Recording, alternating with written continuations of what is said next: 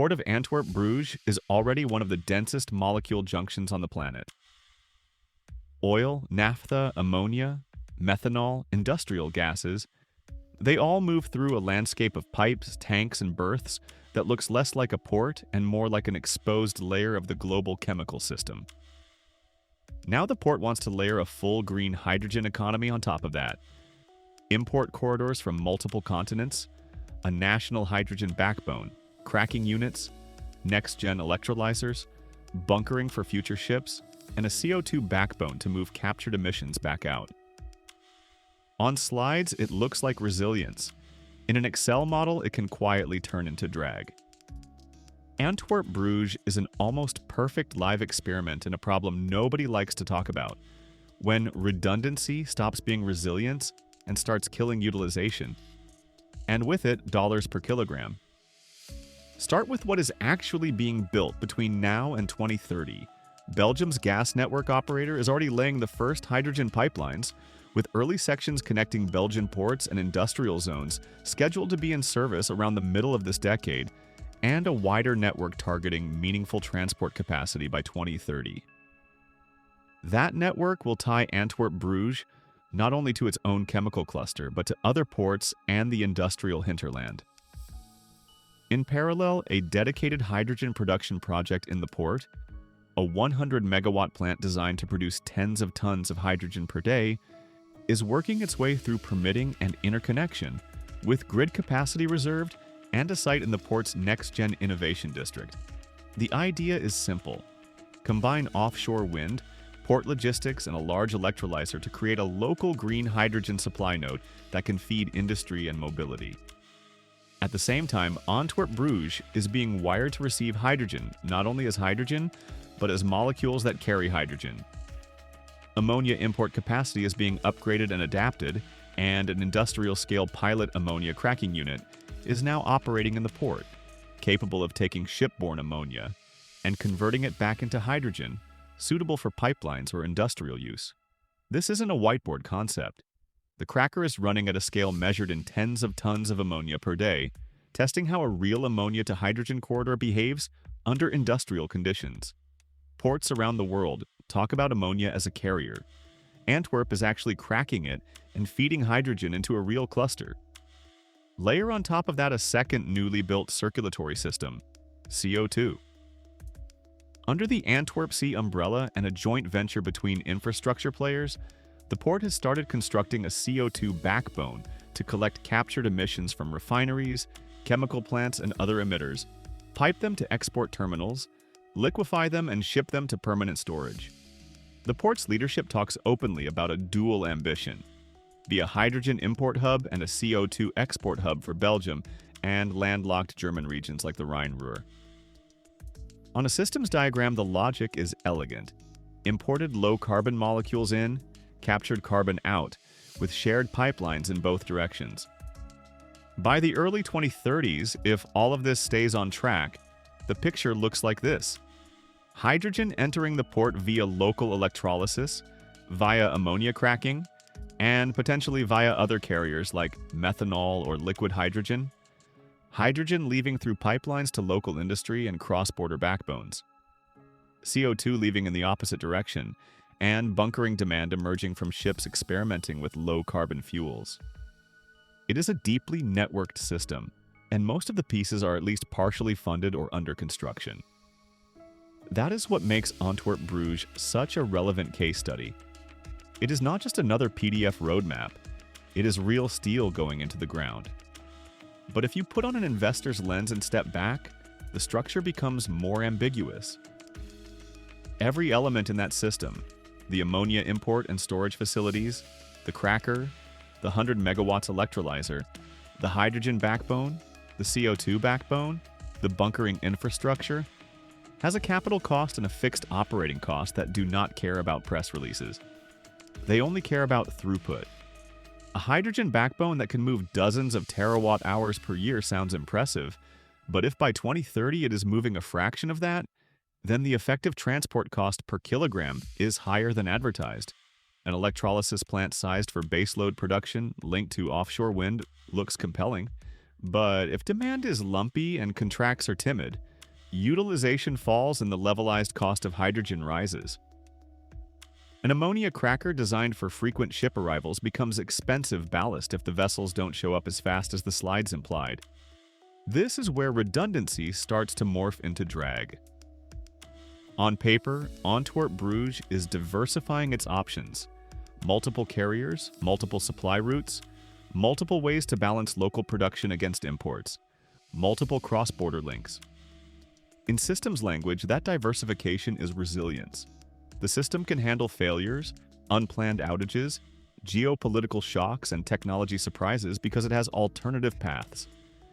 In project finance language, though, every alternative path that sits inside your special purpose vehicle is another way to dilute utilization and complicate bankability. Redundancy is only resilience if someone else is paying for it. Think about the 2030 horizon as the first checkpoint. By then, early sections of Belgium's hydrogen network are supposed to be moving hydrogen between ports and industrial valleys. The CO2 backbone in Antwerp should be collecting captured emissions from a first wave of projects and feeding ships to storage sites. The ammonia cracker should have enough operational history to prove how efficiently it converts carriers into pipeline-grade hydrogen. The big 100 megawatts electrolysis project should either be online or very close, feeding local industrial users and mobility projects. And Europe's other ports, Rotterdam, Wilhelmshaven, Hamburg, Bilbao, others, will have built their own versions of this story. Import terminals, backbones, crackers, bunkering systems. At that point, the hydrogen ports of Europe stop being parallel press releases and start being competitors on a chessboard. A steelmaker in Germany can start to ask very concretely, which port delivers hydrogen or hydrogen-derived molecules to my gate at the lowest all-in cost and the highest reliability? A shipping line can ask, where can I reliably bunker ammonia or methanol without betting my route on a fragile fuel supply chain?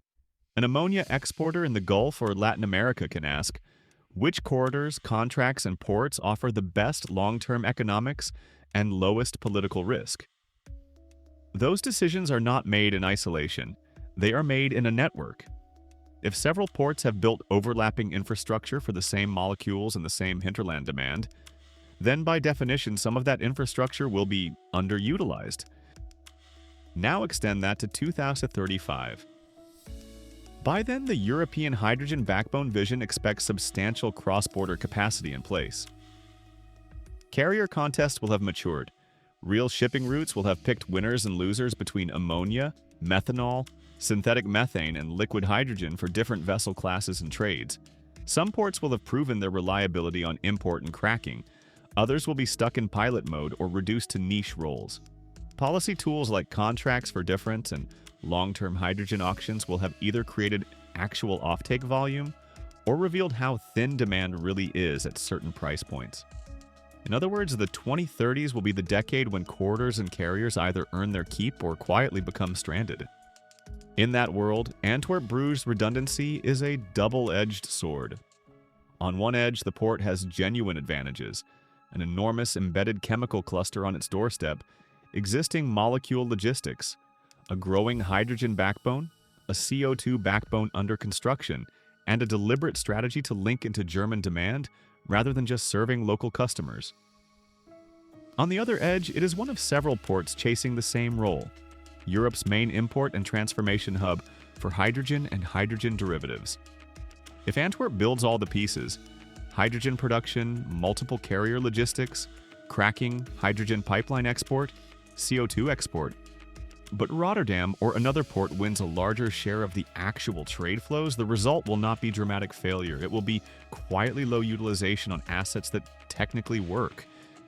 For a single project inside that landscape, say an electrolyzer or import terminal, the difference between resilience and drag comes down to where its redundancy sits and who pays for it. Safety redundancy is straightforward. Duplicate valves, parallel compressors, backup power, additional instrumentation. Nobody argues with those, and they sit comfortably inside a project's capex because they are non-negotiable. Strategic redundancy is trickier, building an extra berth just in case, sizing storage for peak flows that may never materialize, designing a terminal to handle more carriers than the project's core business model really needs. System-level redundancy is trickiest of all, having multiple pipelines, multiple ports, and multiple corridors all built to serve the same volume. The lesson from Antwerp-Bruges is that developers cannot afford to casually blur those categories. If a port authority or national TSO is building a hydrogen backbone, that is system-level redundancy. It should be financed, regulated, and remunerated as such, with tariffs spread across many users and the state taking a view on long-term value. If your single electrolyzer project pays for its own dedicated pipeline because the backbone is not yet available, you have just internalized system-level redundancy into your project. The same applies with carriers. If the port is building a shared ammonia cracking facility, that is a system asset. If your SPV builds its own cracker because coordination is too slow, you are carrying an option that systems planners should own, not your balance sheet. In an environment of uncertain demand and heavy port competition, those extra options often turn into drag. Zoom back out, and you can see 3 layers of stress that will decide whether Antwerp-Bruges hydrogen plans become a success story or a case study in stranded optionality. The first is demand stress. Industrial users and ship owners are not obligated to use Antwerp just because the port has nice diagrams. They will compare delivered cost, policy support, reliability, and corporate strategy across corridors. If demand is slower, patchier, or more price-sensitive than expected, infrastructure that looked reasonably sized on a 2022 business case may turn out to be overbuilt for the 2032 reality. The second is coordination stress. Hydrogen backbones, CO2 backbones, ammonia terminals, bunkering facilities, electrolyzers, and industrial off-takers all have different development cycles and risk appetites. If the hydrogen backbone is ready in 2028, but major electrolyzers and import flows slip to 2032, the network runs underutilized during the difference. If cracker capacity is available before large-scale ammonia imports, tariffs will feel expensive relative to actual usage. Those timing mismatches are not catastrophic, but they erode economics in a way that investors notice very quickly. The third is competition stress. Ports do not exist in isolation. They exist in a regional matrix. A German industrial cluster deciding how to decarbonize high-temperature heat will look at corridors from several ports and compare not just price, but regulatory stability, political alignment, and parallel CO2 export options. If another port offers a more integrated in and out solution, for example, simpler pathways for both hydrogen imports and CO2 exports, then Antwerp's meticulously planned redundancy might simply become the second best option that gets used last. For developers and investors, the takeaway is not that Antwerp-Bruges is doing hydrogen wrong. In many ways, it is doing what a rational port should do under uncertainty. Keep options open, build shared infrastructure, integrate CO2 and hydrogen planning, and link into cross-border networks. The more relevant conclusion is about where you draw the line between system-level resilience and project-level drag. The more of the port's redundancy you accidentally absorb into your project, extra storage you do not need, dedicated pipelines that duplicate backbones, private cracking capacity that competes with shared infrastructure, the harder it will be to defend your utilization assumptions and your cost per kilogram when a credit committee starts attacking your model. If you are structuring or advising on a project in a place like Antwerp-Bruges, this is the checklist you cannot avoid. Map your molecules from origin to offtake. For each step, production, import, storage, conversion, pipeline, end use, mark whether you are buying access to shared infrastructure or paying for dedicated assets. Tag each dedicated asset as safety redundancy, strategic redundancy, or system redundancy. Then ask a brutal question. Which of these redundancies should you actually be carrying, and which belong in someone else's CapEx? The answers to those questions will decide whether your project enjoys the benefits of a hydrogen port or subsidizes its optionality. And if you want to go deeper on the numbers, remember you do not have to start from a blank sheet.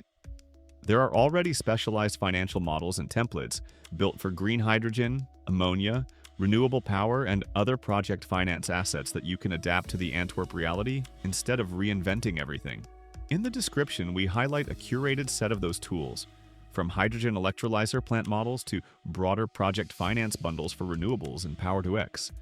So you can plug real tariffs, utilization scenarios, and risk-sharing structures into spreadsheets that are already configured for lenders' questions.